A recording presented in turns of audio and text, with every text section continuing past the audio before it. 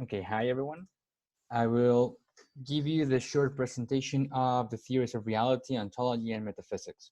So bear with me for a minute. Let me share the prezi. Perfect. Okay, so we got inquiries about reality. What is the definition of it? What is, and the meaning of being. We got here, referring to the famous Queen song Bohemian Rhapsody. And we've seen some of these hypotheses in the past. We talked about how the Pythagoreans believed everything was summarized in a numerical or mathematical approach. We saw the theory that everything could be summarized as water, as a single element. We talked about the apeiron and the air as possibilities for arche, the quest of the pre-Socratic philosophers. We also talked about Democritus, who believed that reality was made up of atoms. And we talked about some hypotheses regarding the Gaia theory, or the Native American belief that oneness as a whole has us immersed into it. All these theories could be summarized in three different approximations. Firstly, we got the objective reality hypothesis, which we will call realism. Realism states that reality is something that we can know beyond any doubt. If you've seen the Matrix film, then you know what I'm talking about. If you haven't, I highly recommend it. It was out in 1999 by the Wachowski brothers and now sisters. Matrix is a simulation.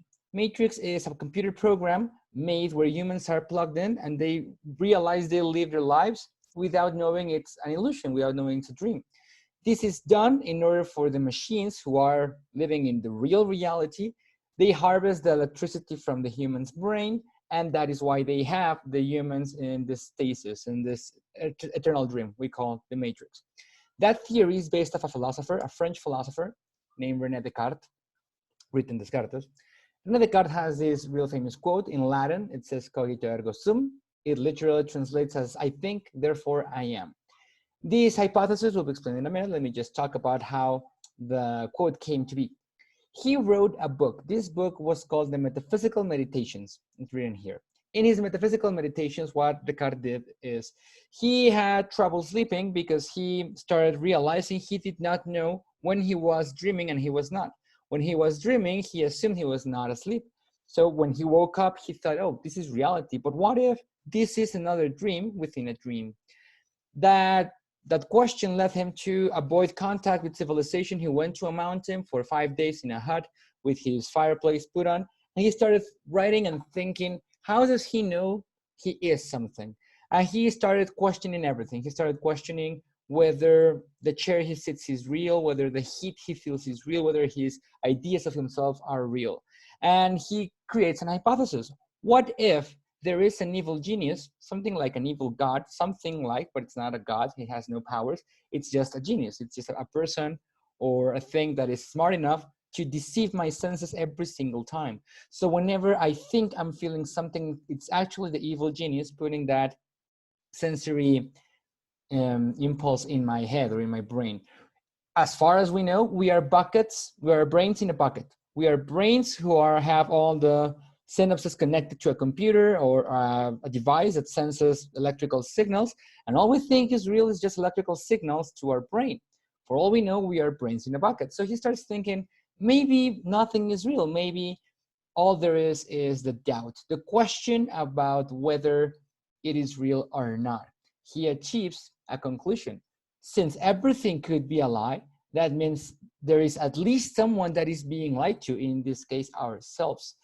When we doubt about everything, we cannot doubt that we doubt. Therefore, the proof that I exist is the thing that I doubt. If I didn't doubt, then I would be able to continue my life as an illusion, as a lie. But once I start doubting, I can know for certain that I exist because I doubt and someone needs to doubt that someone is me.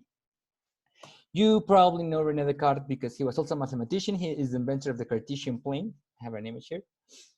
And he had these questions ingrained in his mind because he wanted to know if his method was scientifically accurate.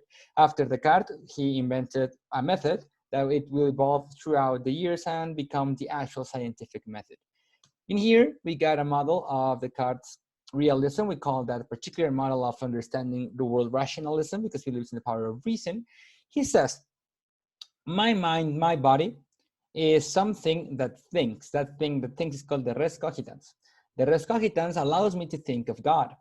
Since I think of God, God allows me to exist. It is a Cartesian circle, a vicious circle. It is a fallacy, but it's the way things are in Descartes' idea.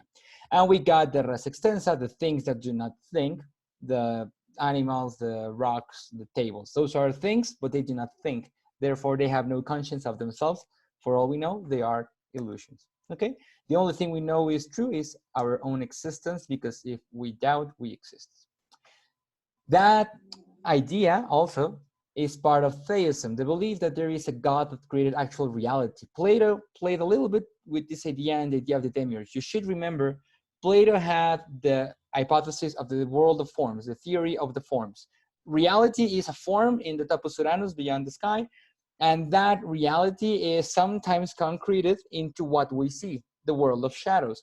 In the parable of the cave of the prisoners, the sun would be this demiurge that creates light into the sky of things, and the world of illusions, the world we live in, would be the cave. There, we are prisoners in a cave. We only see shadows of reality.